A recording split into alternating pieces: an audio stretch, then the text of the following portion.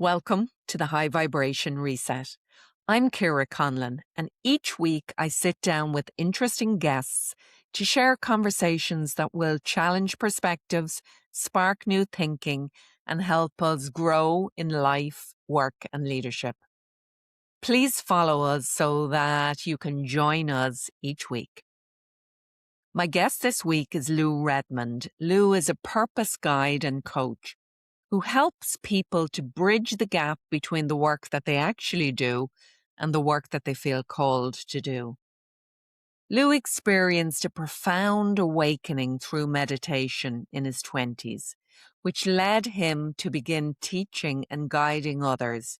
He does this through meditation and courses on Insight Timer.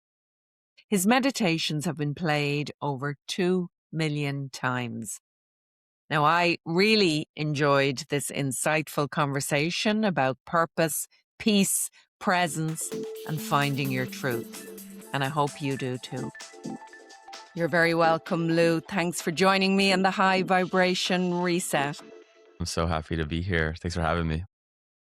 So, Lou, the first thing I want to start with is something that is always very interesting for me and people, I think. You talk about having had a spiritual awakening, so which took you from a more traditional path. Can you tell us a bit more about that, please? Yeah, so the essence of that, there's a lot I could say. I will say that I was someone who did not have any orientation to anything spiritual. I mean, I grew up Catholic and I went to church and stopped going to church when I didn't have to go to church anymore. And I really didn't have any real connection to anything outside of myself. I was really focused on partying and drinking and just living a lifestyle that I thought life was about fun and having more fun, making more money so we can have more fun. And it's not like I even ended up making any money, but I was at a company and I was just living that lifestyle of drinking during the weekends, going on benders, and then going on raves and just living a party lifestyle, really. And I found a low point in that journey, as one tends to do, and somehow got introduced to a group of people. They were a group of young entrepreneurs. And I got into this meeting of this group of people, and it was mind opening for me in just the fact that people were actually talking about things that mattered. They were talking about their lives, they were reading books, they were into personal development, and it was such a new world for me. And so I started going to this group and I started drinking less. I started really getting into, oh my gosh, like I could feel high on life. Like I don't need to take a drug or be in this high of substance. And so I started to better myself, and one of the things that they said to do was to start meditating. And so I started a meditation practice, and it was not really even with the intention to again, spirituality was still way outside. It was just a way that I was just taking anything that they were doing. And so it was through that practice after a few months, without looking for anything spiritual, without like seeking anything, where I was on a hike by myself in Joshua Tree, and I started having I started meditating on this hike, and I started having really deeper experiences in meditation that I had before. And uh, it was almost like this feeling of like, oh, this is what people are talking about. There was this spaciousness happening. There was just a deepening. And as I was doing that, I had these words come to me. I started repeating these words, and they're, you're fulfilled at your core. You're fulfilled at your core. I just started repeating it and repeating it. And as I was repeating it, it was like this awareness of this idea that God was outside of me or something far away. Like there was this realization that like I was a part of God. Like I feel like that was the source of a source of me. And there was nothing that I could do that from the outside to give me that fulfillment. And there was nothing that I could do to lose that fulfillment, that it was always a part of me. And so there's really this beautiful realization. And then on the top of this hike, I have a journal. That's another practice I started doing. And I start journaling about my experiences that I was having. And it was while I was journaling that I started to all of a sudden, out of nowhere, I start to write a note to my future sons or daughters. I go to my future sons or daughters. And when I write this letter, it was like I got this question. It felt like this. I intuited this question. Felt like God asked me a question, and the question was, "Do you want all that life has for you?" And at the time, I was 25 years old. I was making these changes, and I'm like, "Yeah, of course I want all that life has for me. Yes, yeah. Who doesn't want all that life has for them?" But I knew what I was being asked to do. Like, and this was like a note to my future sons or daughters. So I was being asked if I really wanted all that life has for me, I needed to stop drinking completely. And I wrestled with it. I was like, I can't, I'm 25. I don't know how to be in the world without drinking. Like, how do I?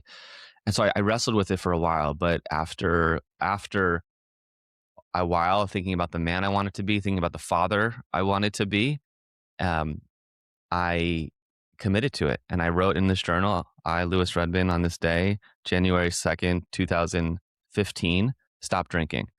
And I wrote this, I closed the journal, and it was like the the sky opened up, and it was just the greatest amount of this unconditional love, and it was ecstatic, and it was just like I was crying, I was weeping, I was just screaming, "Thank you." Like, it was spiritual experience. There's no other way to Wow. talk about it. And it just opened up something incredible in me. And it's pretty cool because I call my son, who I just had only 5 months ago. So it took 11 years for me to have my son, but in so many ways, he's been my biggest teacher because that was like my guru that came to me 11 years ago where I stopped drinking. And that was the start. So I say that because that was like my first spiritual experience. And then it like opened a little door in the spirit world for me. And then over the next few days, I started having more of these experiences. I won't get into those stories right now, but I had more of those experiences that culminated in this total 180 shift of me leaving my job and just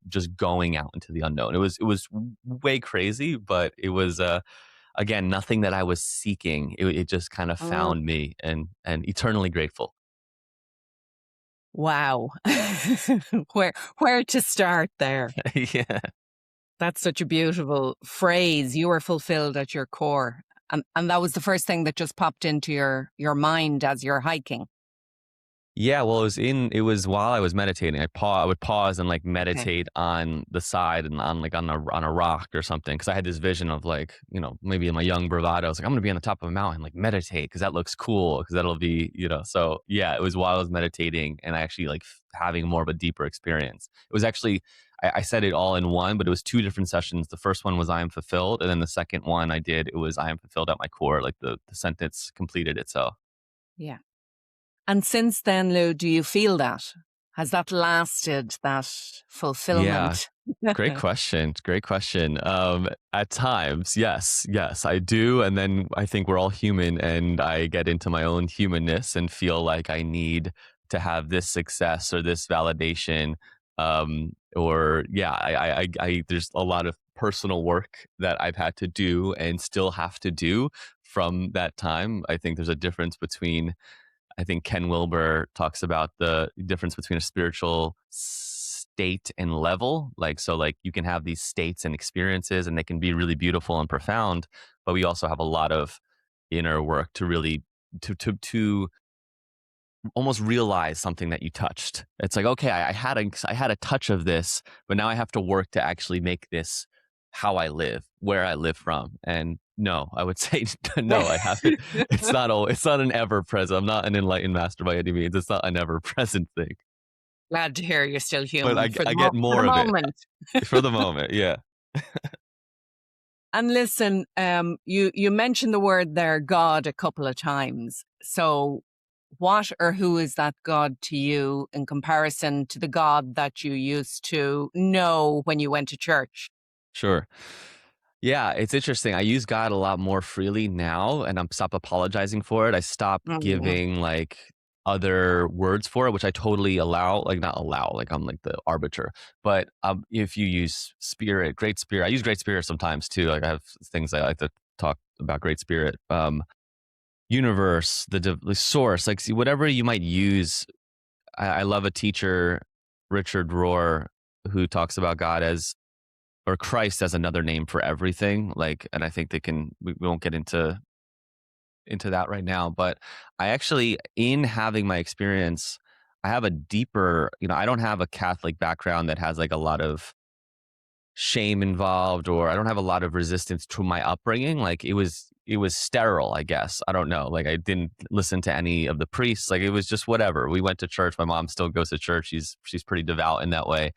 But it's in having this experience, I've come to being more in love with the Catholic Church or the Catholic tradition that I grew up in, just because I can read things and be like, oh, I could see it more on a mystical level. So I'm definitely more in like a contemplative way. So I like to use God because to me, it makes it more relational. Like it makes it like I'm in a relationship, even though I don't see it as this bearded man in the sky. Like I see it as I can't even like I don't even think I can comprehend trying to give words to it. I think that's the essence of it. So it's so much more beyond comprehension.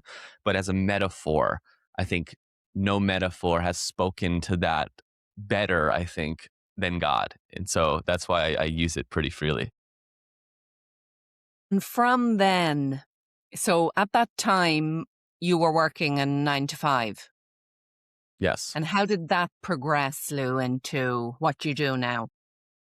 Yeah. So, like I said, it was very drastic and radical. From that experience that I just shared with you, I quit my job 4 days later. And there was no like 2 week notice. There was no, people thought like I had no frame for what I was going through. Like I didn't understand, spiritual emergence and what could happen. I didn't understand any of this. So it was so new to me and I had no support. Somehow I didn't end up in a psych ward. People thought I did go crazy and they're like, Lou absolutely went crazy. Like people wanted to have an intervention, want to have an intervention for me. Like it was crazy time. So I totally quit.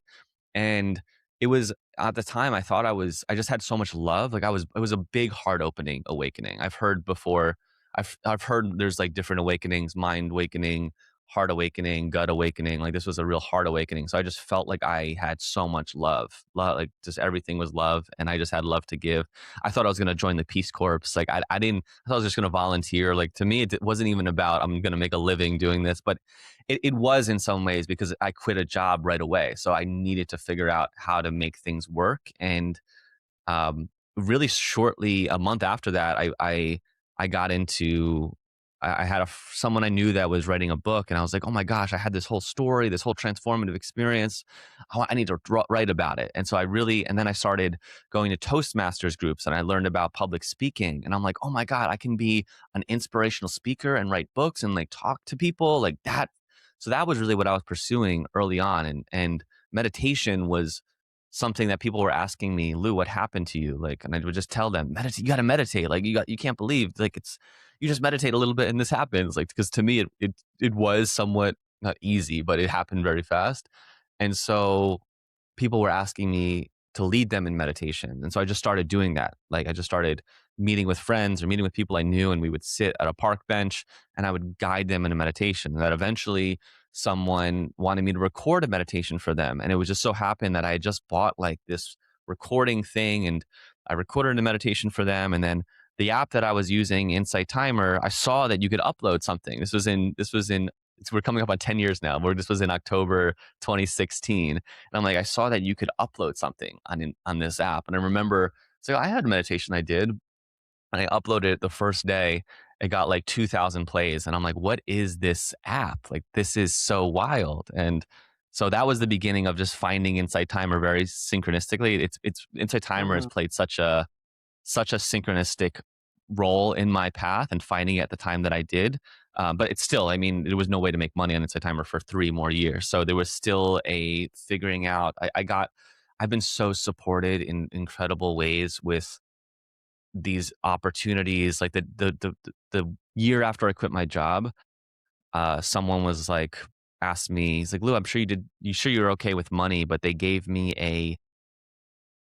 this opportunity where basically I made more money in the year post quitting my job working a fraction of the time. Like it's just a wild story of like the universe supporting my crazy decisions. And like I've just seen some crazy stuff, like some crazy stuff of feeling like like time is bending for you in some ways. And so that was wild. Like it was, after having those experiences, it was something that I cherish, and I think I don't know if I'd want to go through something like that again. Part of me does, but it's so destabilizing and such a up and down. It's such an up and down, and it lasted really years of finding a sense of like groundedness and rootedness and more stability. But yeah, so how did I get to here? I'm a I just kept like figuring things out. I did what I needed to do to make a living, and then kept trying these things, kept exploring, kept trusting, and it's unfolded in many different ways, which we can talk about that, but I'll pause there. Can you remember what that first meditation was, an Insight Of Timer? course, yeah, it's called Love Yourself Today. Oh, beautiful. Is Yeah. it still there? It's still there. Yeah, it's funny. People still, Okay. will comment on it, and I'm like, this is literally my first meditation on here. Brilliant. I must check that one out. I Yeah. did one of your meditations this morning in preparation for today. Ooh, which one? Now I can't remember the name. It was something to do with intention, but it was a morning meditation. Okay.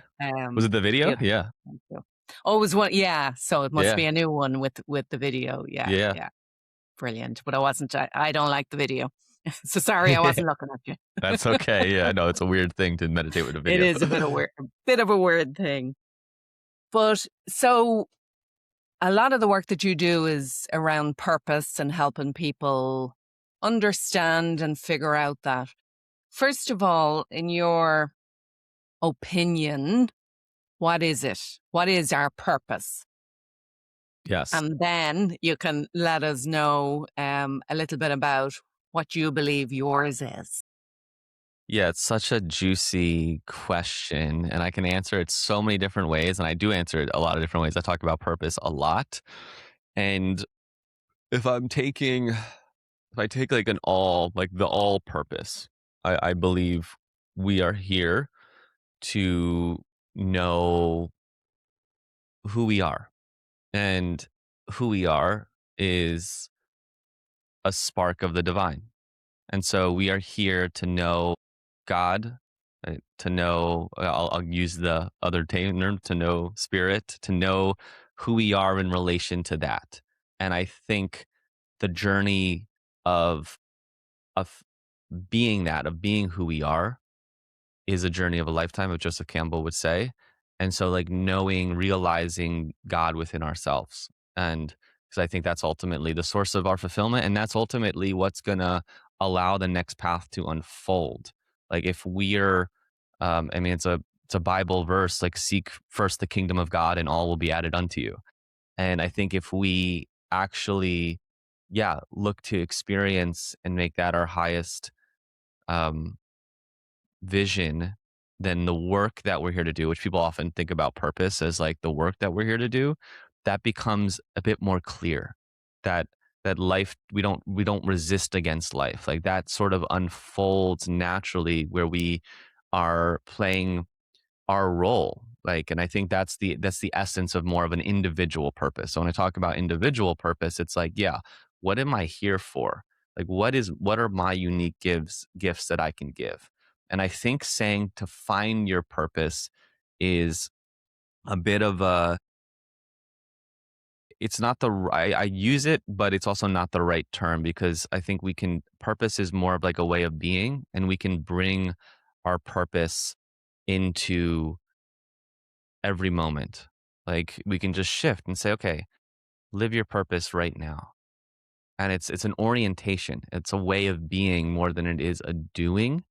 And that just helps us stay on our path and understand that everything that is coming when we're embarking on that, when we're have left the known world, if we take the hero's journey arc, and all the people we meet, all the little jobs, odds and ends that we might do. You might say that they're not our ultimate purpose, but they're all learning. They're all part of skills that we're learning, or we can't make the connections until years later where we can see, oh, all that life that I lived, that, that I thought was so disconnected, that there's a thread that runs through it in some ways. And can I trust, can I surrender to that? when I think of when people, okay, Lou, this sounds all great and philosophical and poetic, but like, what do I actually do? Like, how do I want to do work that I love? I want to find that term of purpose. And I like to encourage people to think about, to put themselves back 500,000 years and to think about what would you have done, that I think your purpose is something that you would have done 1,000 years ago. And I say that because 1,000 years ago, so many things that exist now weren't around. Mm. Like it's not about doing something specifically. It's like almost like, how were you? Like what? It's a deeper level of let's say a lot of people get into coaching, some sort of coaching, right? And they're like, oh yeah, coaching is my purpose. But coaching in the way that it is now, it was not around 1,000 years ago. But being like, how do you show up with people? How do you inspire people? How are you a messenger, or you support people? Like there's more of a way of being that you could have been in many years ago when there wasn't life coaches or something like that. So I think it's helpful to think of purpose more of a deeper being level, and then the jobs are the opportunities, like the jobs that we do. Like this is right now, this conversation might not be my purpose, but it's an opportunity. It's an opportunity to bring my purpose, to share a message or to connect with people.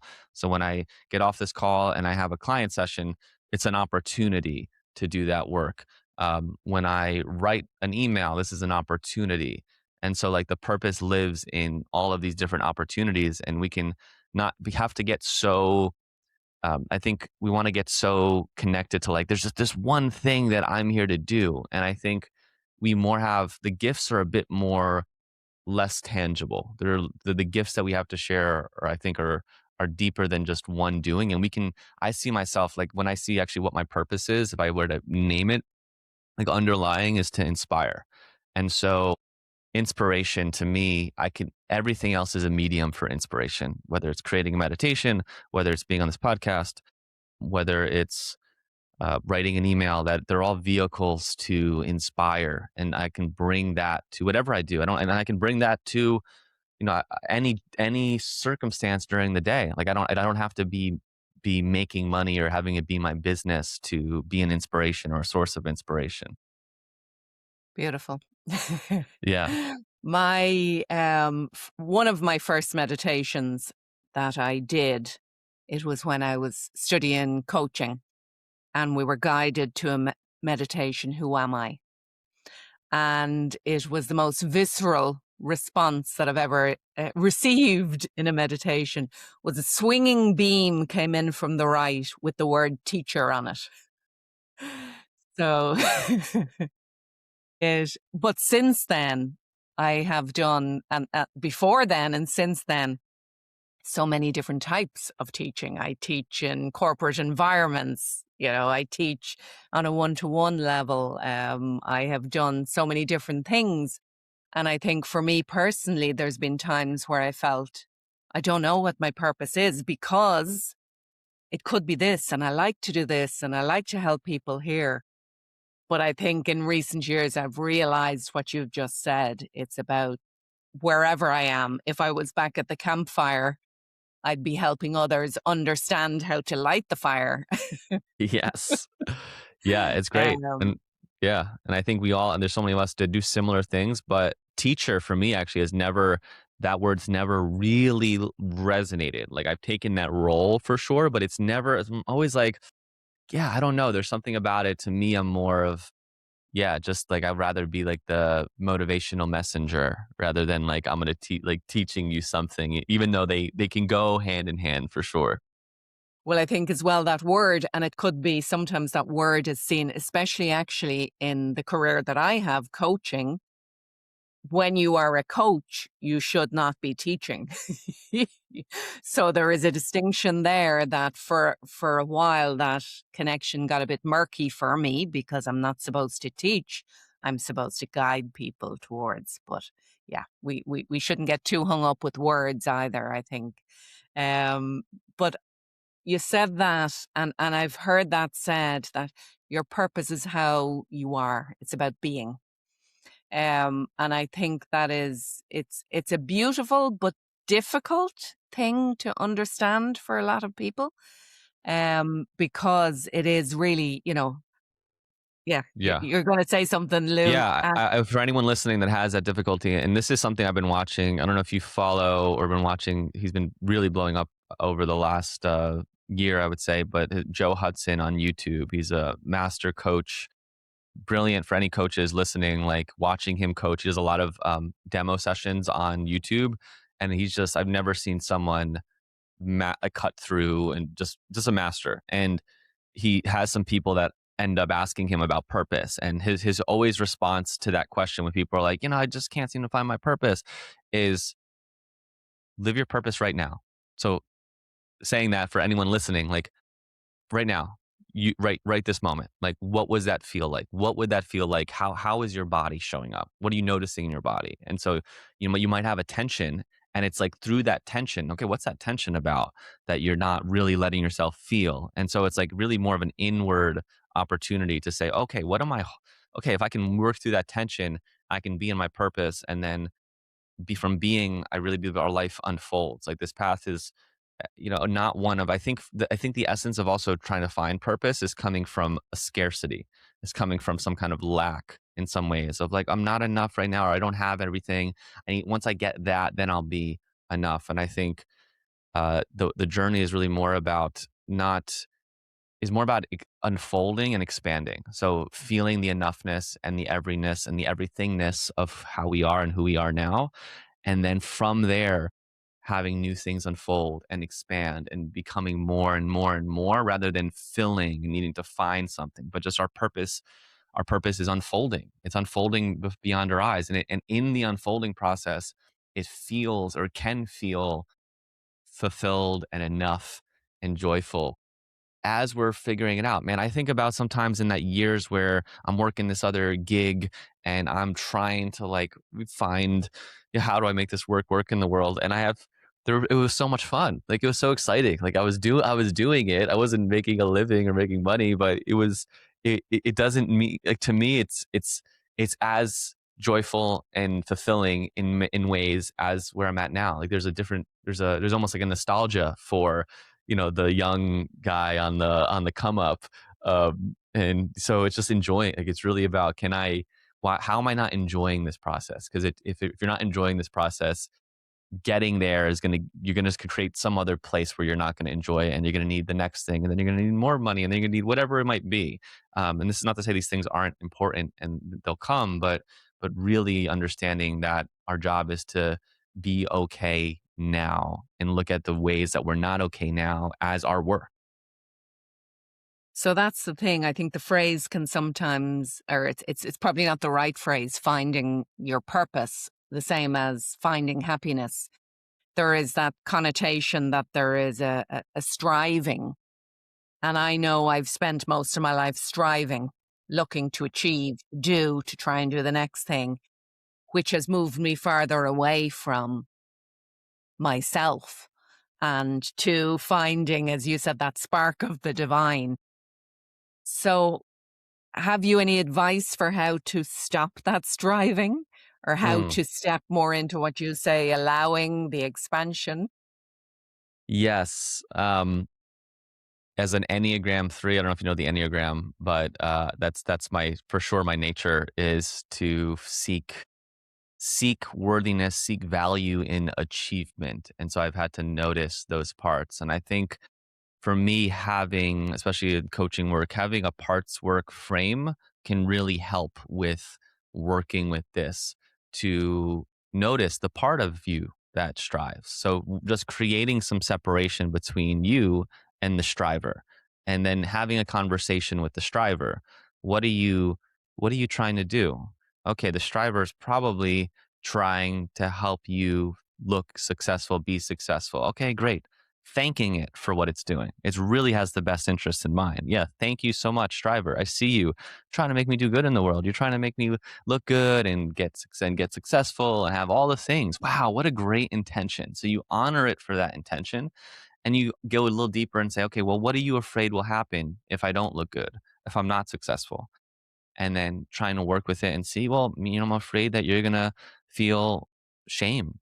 And okay, wow, yeah, you're protecting me from shame and feeling shame. And so you honor its protection, you honor what it's doing, and then, okay, what makes us not be able to feel shame? If it was shame, okay, going into it and saying, well, you know what, my mom, every time that I didn't get this grade, this was somewhat true for me. I didn't get this grade. I felt, I was ridiculed. Like, why is an A minus not an A, sort of thing? Like, why is needing to be at the top? And so, okay, I don't want to feel that. It's really my younger self not wanting to feel that, wanting my mom's approval. Okay, so that's where doing that kind of inner work around feeling whatever feelings that we're not welcome to feel, or engaging with that, to really see that the striver has just been a coping mechanism, and a great one, to try to fill, and so that you don't feel something. So if we can just feel our feelings that we don't want to feel and see that and actually have consciousness around it rather than running subconsciously,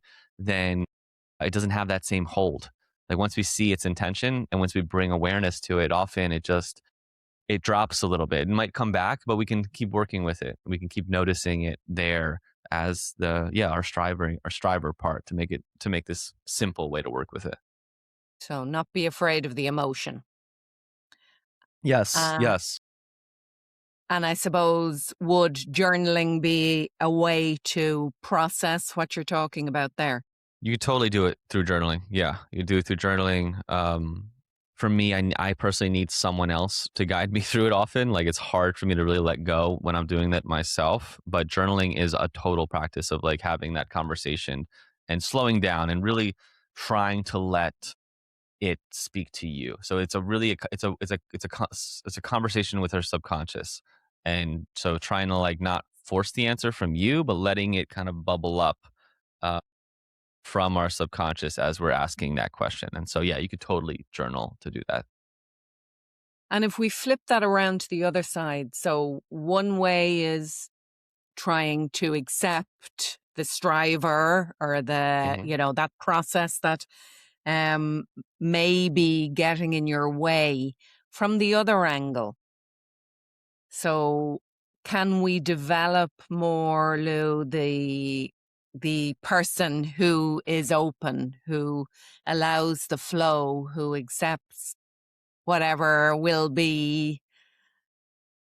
Is that about meditation? Is that Yeah, I guess I'm not. To me, it sounded like you said the same thing. That they're both the same thing. So I love. Yeah, I'm not hearing a distinction in those two.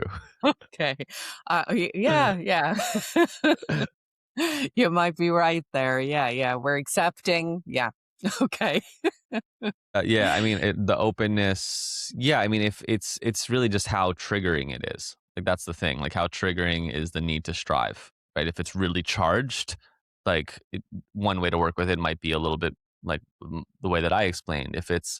If you've done a lot of work on yourself and you're able to like, it's able to come in and out quicker and not be so charged, and yeah, you're able to like be more in your presence, without it activating you too much, then I think maybe the second way is Yeah. enough. One is actively working through it, and the other Yes. is practicing more presence.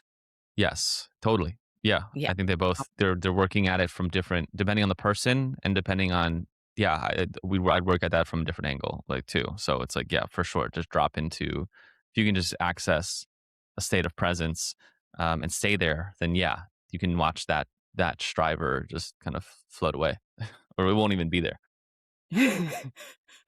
I look forward to that day. Ah, no, Yeah. no, I accept my striver. You can Yeah. hang around a little bit. Yes, yes. Yeah. Just don't talk too much. Uh, no. So you mentioned there earlier as well about writing a book. Your book is called Find Your Truth. What do you think gets in the way of people finding their truth? I can speak for me, was just an unawareness that it even exists, or like whatever that is. And when I say truth, like, to me, it's that spark of the divine. Um, I almost named the book Finding God. I'm glad I didn't, but that would have been, because that's what it was for me. I was like, wow, I didn't, whoa, God, that's real? Like, that's a real thing? Like, this idea? Like, oh, now I know that it's real in some ways. And it was like, I'm trying to, in some ways, lead people in their own path to that purpose that I mentioned before of like, okay, how do you find that spark within? Because that's going to be the teacher, right? Ultimately, that's the teacher. So what gets in the way? All the ways that we might self-sabotage. For me, it was really unawareness and just focusing on the things that aren't, like I mentioned, like I was just focusing on partying and drinking and environment and how I grew up. Like I think environment is so big, like understanding how big our environment shapes who we are and what we believe and what we think is possible. Um, so the many ways we self-sabotage, whether it's addiction to all forms, um, and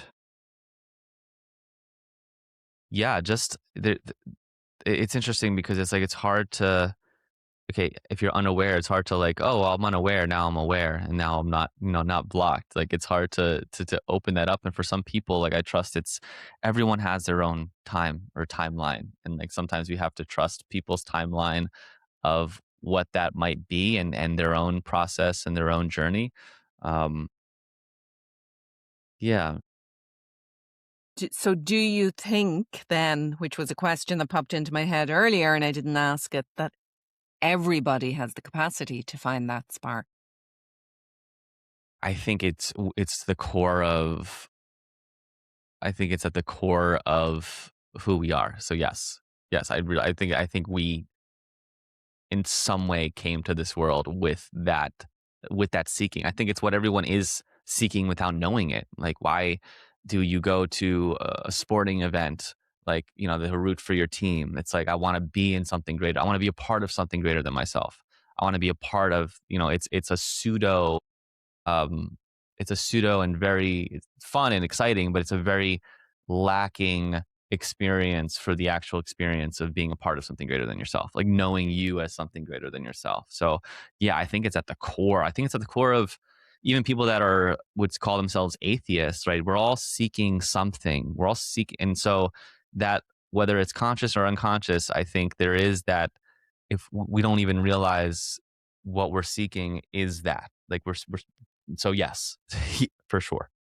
At least I don't Good know. to What do I know. know? I have Good no to idea. know. I have no idea. Don't feel this into But your you own feel body like closely. it's true. Yeah. I feel like it's true, but who knows? And I've read some. I mean, I've read enough like mystics and people that are uh that would say I've read similar things. So I don't think it's an original idea by any means. And do you think that, so you, when you had your awakening, part of that for you was to give up alcohol. Do you think it's possible to find your truth while drinking alcohol, while binging Netflix? Not to find it while doing both of those Yeah, things, well, but yeah. I think God is everywhere and could be in anything. So like if you're have an awakening while binging a show, like I wouldn't say it's out. I honestly wouldn't say that's out of bounds. Like alcohol is one thing because it really messes with your actual like psychology, and so I still binge a show every now and then. Um, so yeah, is it possible with while I mean, there's so many I don't mean stories at the of moment of doing it, but if you still yeah. engage in Oh, having I alcohol, think so. I yeah, think everyone has their for sure. Yeah, I don't think I'm not saying you have to be sober to be no by any means. If you enjoy your drink and you're able to do that, I think. I mean, if you think of alcohol, the spirits, like the spirits, and so in shamanic traditions and cultures, like sometimes like you use alcohol as a way to work with a spirit, like it puts you into a different state of consciousness. So it's used in certain indigenous communities much more intentionally in that way. Now, obviously, it's something that can be abused. So yeah, no, by no means do you have to be a sober, pious, total like yeah, I forgot the name, but teetotaler.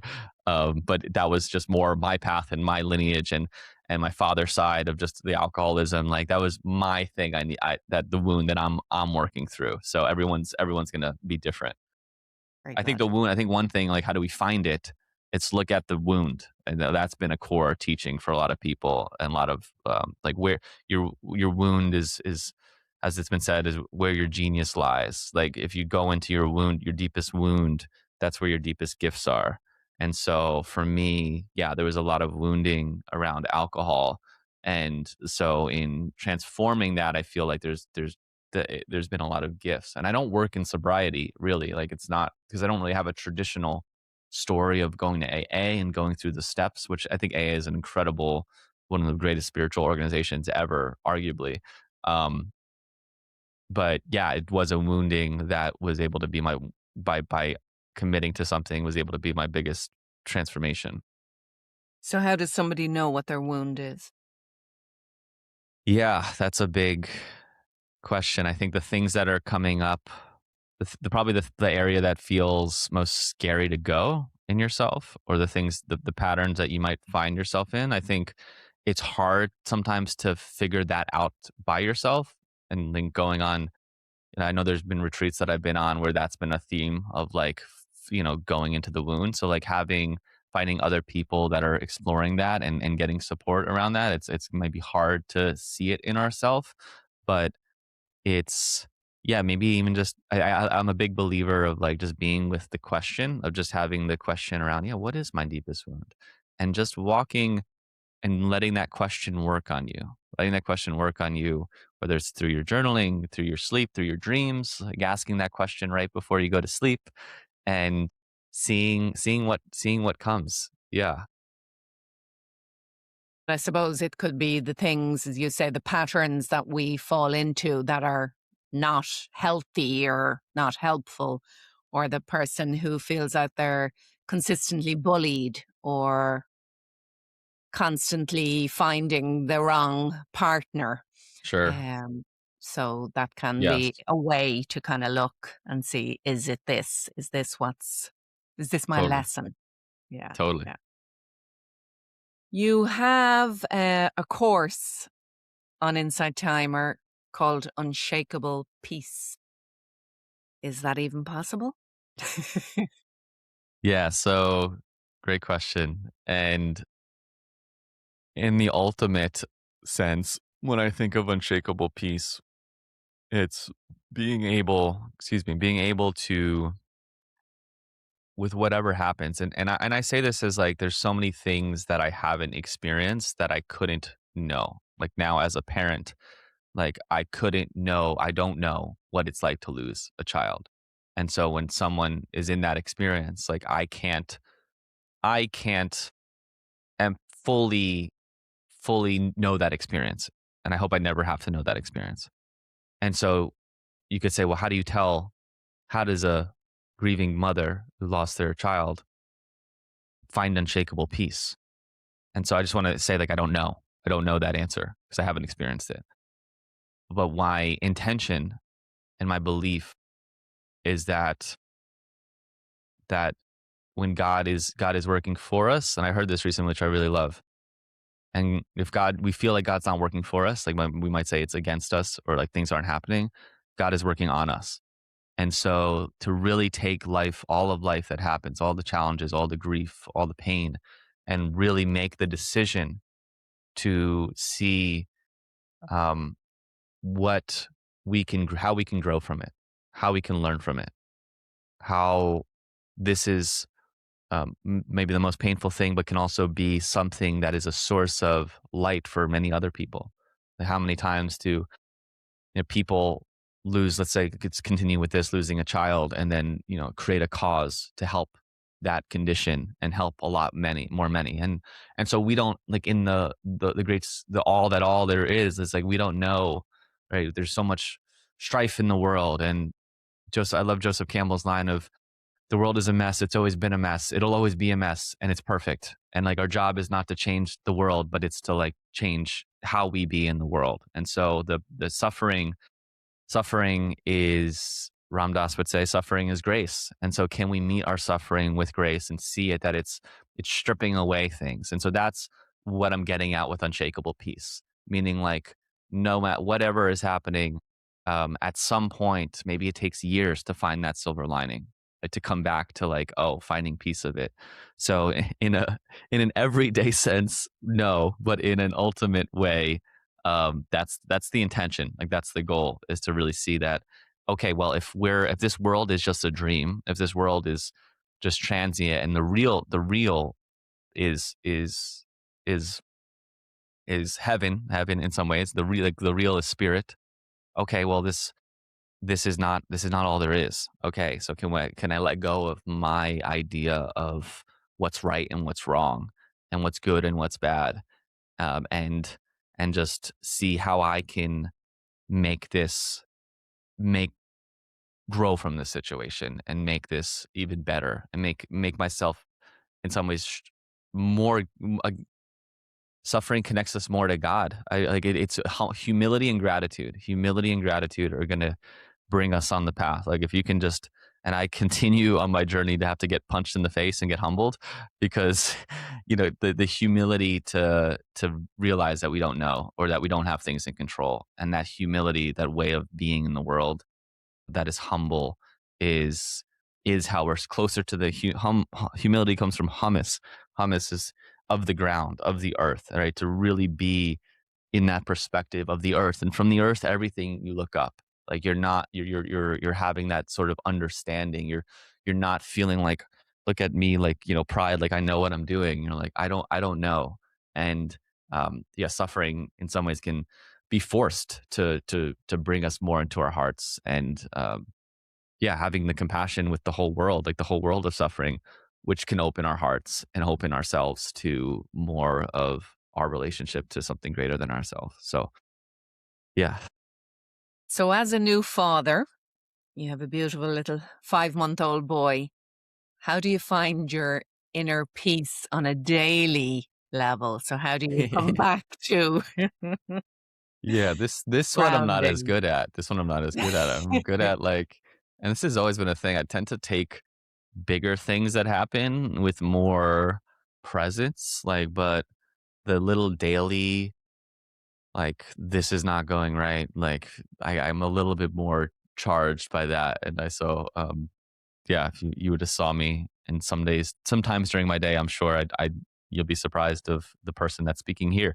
But yeah, with a child, yeah, there's been a few mantras that have helped, especially early on when it was like really crazy.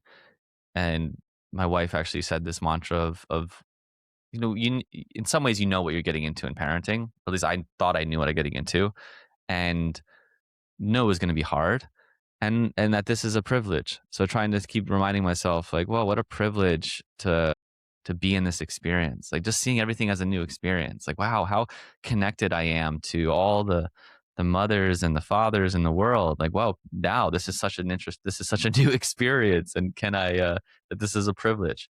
But in the moments, yeah, there's gonna be frustrations, and uh, not always, reactions. And I think just having the awareness that we're human, and we can have an idea of how we want to be, and understand that we can have compassion when we're not that either. So I'm a big fan of mantras. So that course is a bunch of like mantras, not Sanskrit mantras, but words that Mm. that just help, that can be anchoring in the moment. Another one recently that wasn't in the course, but I talked about recently through parenting was, you always hear parenting is going to be hard. And I always thought, is it going to be hard? There's going to be hard moments. And just reminding myself when it's hard, this is the hard. Like, oh yeah, this is the hard. I'm in it. Yeah, there's something about just being like, I'm in the hard that I always thought there would be. Like, this is the hard. And when we're aware of that, because in some ways we prepared for it because we knew it was going to be hard. Then okay, this is the hard. And okay, there's just a little bit more space. A little bit more space, a little bit less yeah, just smallness and constriction around it. Acknowledgement, first of all, Yes. of what's going on, and a bit of acceptance. And also then the perspective of coming back to, as you say, the privilege, the gratitude for where you are. That can all help. Um, Obsessive thoughts. Do you have advice for people who get stuck in the overthinking, who do all of that looping? How do we, is there a way to get out of those patterns? Yeah, I think there's many, well, I guess 2 similar to what we talked about before. Like, the way that I would work with that is naming the thought, like, really trying to create some separation. So, again, a lot of this is creating space. So, naming, maybe there's an obsessive thought, like, okay, what does the thought always say? Okay, can I create some space and name that? Oh, there's a part of me that has this, you're never good enough, you're never worthy, that has this voice, and just trying to create some space between the you and the you that can see the voice, right? If you can see the voice and hear the voice, you're not the voice. And so working on just creating a little bit more space from it, and then understanding what is the positive intention of that looping. Like, even if you're ruminating on in the past, like, maybe you're playing the experience. Like, can I separate? Like, what are you really here for? Oh, this voice is really just trying to, it wishes you said something different because it wants you to be looked at in this light. Oh, that's actually really a positive intention. So I'm a big, I think a lot of my coaching school has trained me for this, of like really working to see the positive intention in the things that we might say are negative, or that we might resist. So often oh man, I want to get rid of this negative thought. But once we can see its positive intention, it tends to naturally start to soften instead of us forcing it or trying to like rid of it with this more resistant energy. So that's one way. And I just think obviously like a meditation practice of having some kind of anchor that you come back to work with it. And just, even if you are in the obsessive thought 100 times during that practice, but you keep working on coming back when you notice it, that's part of that practice that you hopefully can then take into your life when you have that thought. And, well, can I come back to my breath or my body in some way? So those are the main 2, I would say. Do you journal every day? And if so, how do you use it? Because people use journaling in different ways. Yeah. I used to almost every day. The new parenting has made mornings a bit more, who knows what's going to happen and what the time is, and if I'm going to try to work out because it's my only time to work out. But then I'll have to, my baby will wake up early, and then I'll have to watch him because my wife's going to get some extra sleep. So it's been way less. But when I do, and it's a great practice. I actually, right near me, I also have my journal from 10 years ago. So I've started journaling 12 years ago. And so right now I try to every morning go through what I wrote 10 years ago around this time frame and just follow that. So it's a really cool practice when you built that up for like that long, whether it's a year or 5 years, you don't have to be 10 years. But for me, journaling, I kind of, I don't think there's any rules. I think you can use it. To me, sometimes I really just use it to like to share how I'm feeling, what happened yesterday. Like sometimes it's just like, hey, this happened. This is what's going on. Here's how I'm feeling. When I'm really triggered and I'm like, it's helpful to just, or had something like a ruminative thought. Like if I'm ruminating on something, journaling is great to get that out, because I'm just, this is what happened yesterday, and I'm like can't stop thinking about it. And there's something about journaling that gets it out, that I really appreciate. I've gone on and off with morning pages, which is a Julia Cameron practice, which I kind of like. You're supposed to write 3 big line pages, and sometimes that is really nice because you're not supposed to pick up, and so it lets you just. It's less journaling. It's really like the stream of consciousness. When I'm journaling, I'm thinking a little bit more, but that just stream of consciousness I find sometimes can be a nice release around it. And then sometimes I might do like affirmations or write things down like goals and or things like that, just to have that in my mind and awareness too. Very good. Very good. So, in your coaching, Lou, are there particular topics that keep coming up of late? Do you always coach around the same topics? Or what are you seeing right now in the world? Yeah,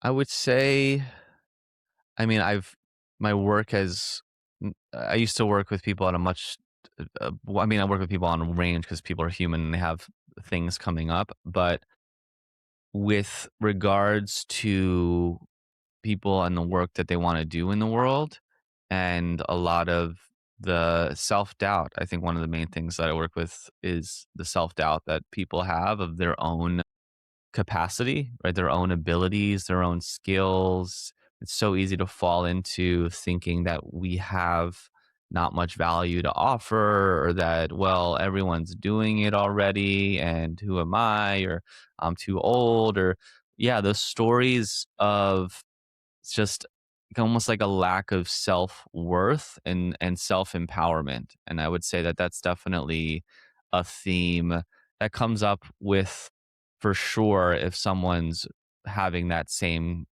kind of like, wow, I really want to be pursuing work that feels more true to me. So those self-doubt and fears around that are, I would say, like the biggest area that I notice, because that's been a core of, in the last couple of years, like where I've been focusing on and working with people.